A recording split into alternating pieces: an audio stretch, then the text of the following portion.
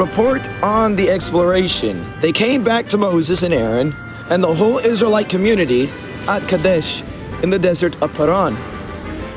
There, they reported to them and the whole assembly and showed them the fruit of the land. They gave to Moses this account. We went into the land to which you sent us, and it does flow with milk and honey. Here is its fruit.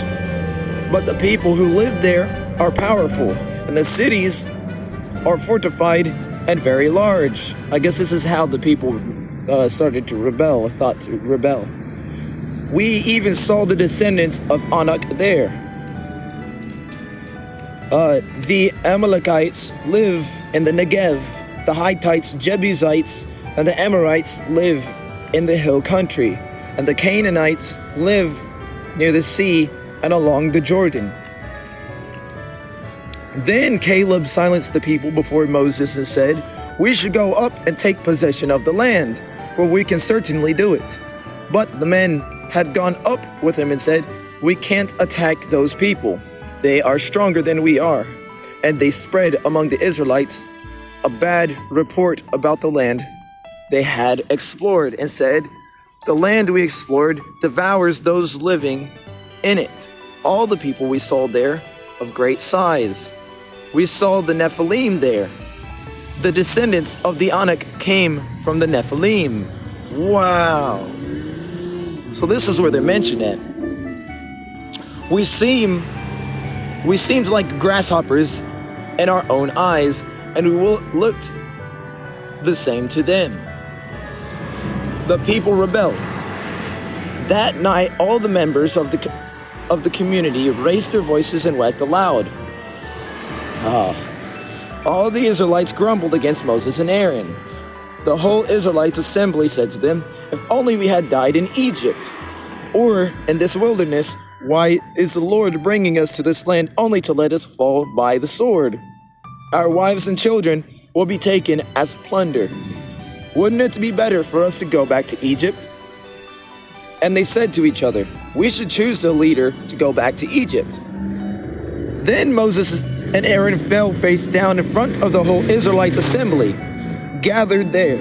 Joshua, son of Nun, and Caleb, son of Jephunneh, who were among those who had explored the land, tore their clothes and said to the entire Israelite assembly, "The land we passed through and explored is exceedingly good. If the Lord is pleased with us, he will lead us into that land, a land flowing with milk and honey, and will give it to us. Only do not rebel against the Lord, and do not be afraid of the people of the land, because we will devour them. Their protection is gone, but the Lord is with us. Do not be afraid of them."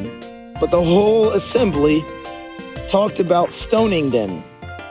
Then the glory of the Lord appeared at the tent of meeting to all the Israelites.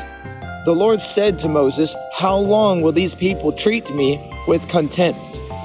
How long will they refuse to believe in me, in spite of all the signs I have performed among them? I will strike them down with a plague and destroy them, but I will make you into a nation greater and stronger than they." Moses said to the Lord, "Then the Egyptians will hear about it. By your power, you brought these people up from among them, and they will tell the inhabitants of this land about it.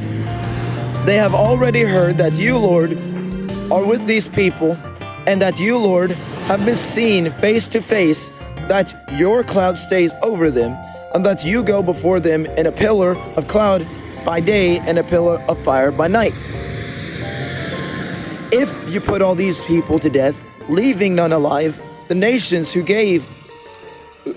have heard this report about you will say, 'The Lord was not able to bring these people into the land he promised them on oath, so he slaughtered them in the wilderness.'"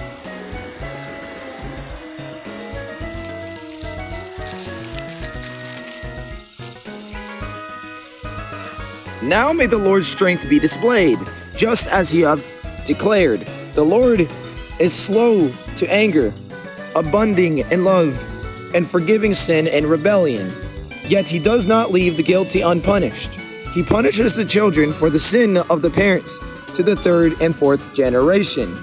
In accordance with your great love, forgive the sin of these people, just as you have pardoned them from the time they left Egypt until now.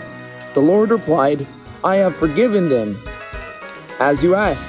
Nevertheless, as surely as I live, and as surely as the glory of the Lord fills the whole earth, not one of those who saw my glory and the signs I performed in Egypt and in the wilderness, but who disobeyed me and tested me 10 times, no one of them will ever see the land I promised on oath to their ancestors. No one who has treated me with contempt will ever see it. But because my servant Caleb has a different spirit and follows me wholeheartedly, I will bring him into the land he went into, and his descendants will inherit it. Since the Amalekites and the Canaanites are living in the valleys, turn back tomorrow and set out toward the desert along the route to the Red Sea. The Lord said to Moses and Aaron, how long will this wicked community grumble against me? I have heard the complaints of these grumbling Israelites, so tell them, as surely as I live, declares the Lord, I will do to you the very thing I heard you say. In this wilderness your bodies will fall. Every one of you 20 years old or more, who was counted in the census, and who has grumbled against me, not one of you will enter the land I swore with uplifted hand to make your home, except Caleb, son of Jephunneh, and Joshua, son of Nun. As for your children that you said would be taken as plunder, I will bring them into enjoy the land you have rejected. But as for you, your bodies will fall in the wilderness.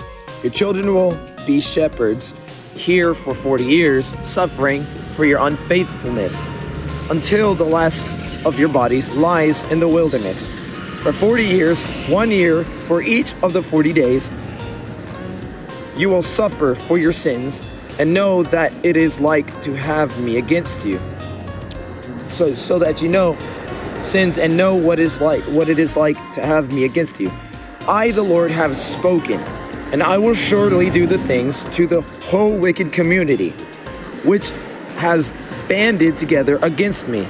They will meet their end in this wilderness. Here they will die. So the man Moses has sent to explore the land, who returned and made the whole community grumble against him by spreading a bad report about it. These men who were responsible for spreading the bad report about the land were struck down and died of a plague before the Lord. Of the men who went to explore the land, only Joshua son of Nun and Caleb son of Jephunneh survived. When Moses reported to all the Israelites, they mourned bitterly. Early the next morning, they set out for the highest point in the hill country, saying, now we are ready to go up into the land the Lord promised. Surely we have sinned. But Moses said, why are you disobeying the Lord's command? This will not succeed. Do not go up, because the Lord is not with you. You will not be defeated by your enemies, for the Amalekites and the Canaanites will face you there. Because you have turned away from the Lord, he will not be with you, and will fall by the sword. And you will fall by the sword. Nevertheless, in their presumption, they went up toward the highest point on the hill country, though neither Moses nor the ark of the Lord's covenant moved from the camp. Then the Amalekites and the Canaanites who lived in that hill country came down and attacked them and beat them down all the way to Hormah. Supplementary offerings. The Lord said to Moses, speak to the Israelites and say to them, after you enter the land I am giving you as a home, And you present to the Lord food offerings from the herd or the flocks as an aroma pleasing to the Lord, whether burnt offerings or sacrifices for special vows of freewill offerings or festival offerings. And the person who brings an offering shall present to the Lord a grain offering of 1/10 of an ephah of the finest flour mixed with 1/4 of a hin of olive oil. With each lamb for the burnt offering or the sacrifice, prepare 1/4 of hin of wine as a drink offering. With a ram prepare a grain offering of 2/10 of an ephah of the finest flour mixed with 1/3 of hin of olive oil. And the 1/3 of hin of wine as a drink offering, offer it as an aroma pleasing to the Lord. When you prepare a young bull as a burnt offering or sacrifice for a special vow or a fellowship offering to the Lord, bring with the bull a grain offering 3/10 of an ephah of the finest flour, mixed with 1/2 a hin of olive oil. Also bring 1/2 a hin of wine as a drink offering. This will be a food offering, an aroma pleasing to the Lord. Each bull or ram, each lamb or young goat is to be prepared in this manner. Do this for each one, as many as you prepare. Everyone who is native born must do these things in this way when they present a food offering as an aroma pleasing to the Lord. For the generations to come, whether a foreigner or anyone else living among you presents a food offering as an aroma pleasing to the Lord, they must do exactly as you do. The community needs to have the same rules for you and for the foreigner residing among you. This is a lasting ordinance for the generations to come. You and the foreigner shall be the same before the Lord. The same laws and regulations will apply both to you and to the foreigner residing among you. The Lord said to Moses, "Speak to the Israelites and say to them, when you enter the land to which I am taking you, and you eat the food of the land, present a portion as an offering to the Lord. Present a loaf from the first of your ground meal and present it as an offering from the threshing floor. Throughout the generations to come, you are to give this offering to the Lord from the first of your ground meal. Offering for the unintentional sins. Now, if you as a community unintentionally fail to keep any of these commands the Lord gave Moses, any of the Lord's commands to you through them, from the day of the Lord gave them the continuing through the generations to come.